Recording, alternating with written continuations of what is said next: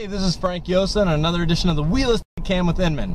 You can follow me on Twitter @FranklyRealty or on my blog, blog.franklyrealty.com. So I don't know if anybody is going to be watching this one today because the day it comes out is April 30th, 2010, which is the tax credit deadline. So you shouldn't be watching the video. You should be going out there and getting some subsidized help for your buyers and sellers.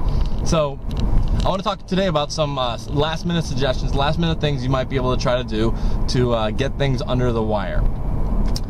One thing you can do as a seller is if you got a couple interested parties that are on the fence, or one interested party on the fence, submit an offer to them.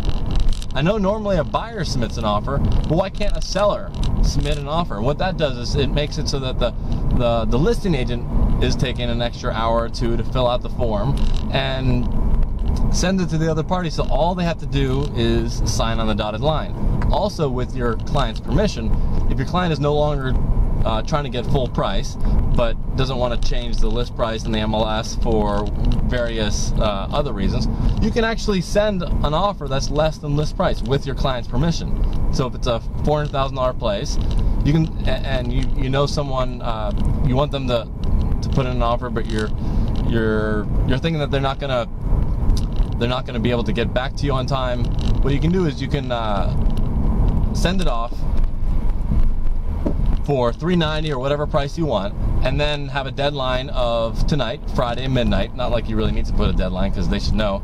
And it would just be one or two signatures, maybe a change here or there for you to get under contract. But what you do not want to do, and I can't stress this can't stress this enough, do not backdate your contracts unless your law firms or unless your a lawyer that works for you says that you can, because I would think that backdating a contract would be fraud. So if you need to, you can get it under contract and ask your broker or lawyer whether renegotiating other things such as home inspection. I would think that those things could be still renegotiated after the fact or negotiated after the fact. So another thing you can do is as a buyer, you can, if you don't have a place but you liked a few places, get a backup offer. Sign a backup offer for one of those places that you might have missed out on, or places on the market, because the IRS ruling says that it must be a binding contract. Well, every regular contract in Virginia, you could debate whether that's a binding contract because there's so many loopholes in it, such as HOA docs. You can walk for any reason. Well, is that a binding contract?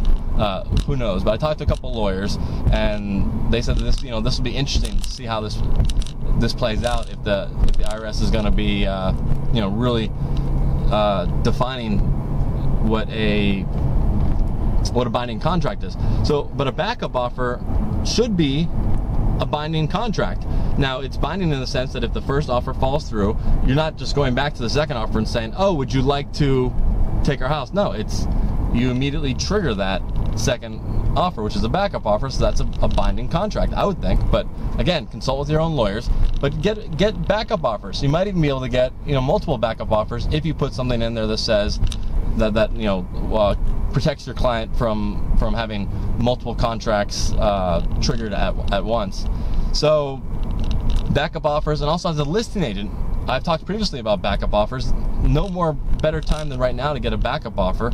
Go out and send those offers in the other direction. If you already have a contract that's during a HOA review period and not sure if they're going to walk or they're going to try and renegotiate at the home inspection, if it's for the betterment of your client, you can tell other agents what the contract amount is. You can actually send a backup offer to a second interested party, and you can make that offer a couple grand less. You can make that offer a couple grand higher. If it's a couple grand higher, then what you can do is if the first contract starts negotiating too aggressively on home inspection items, stuff like that, you can just say no, and you've got a second backup offer that still gets the tax credit. So what are you guys doing at this last second frantic day? What are you guys doing? And does anybody have any clients that are on the timeline? Like, does that matter? If your client is in Hawaii and they're buying in Virginia, do they get that extra 6 hours lead time? Do they get until the 4th, until the 1st at 5 a.m. Eastern Standard Time to get it ratified if they're in Hawaii.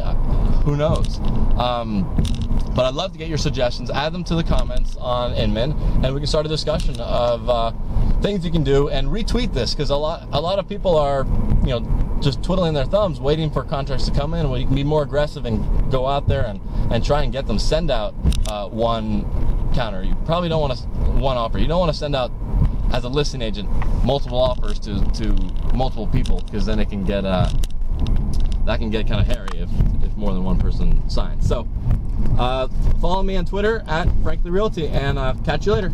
Ciao.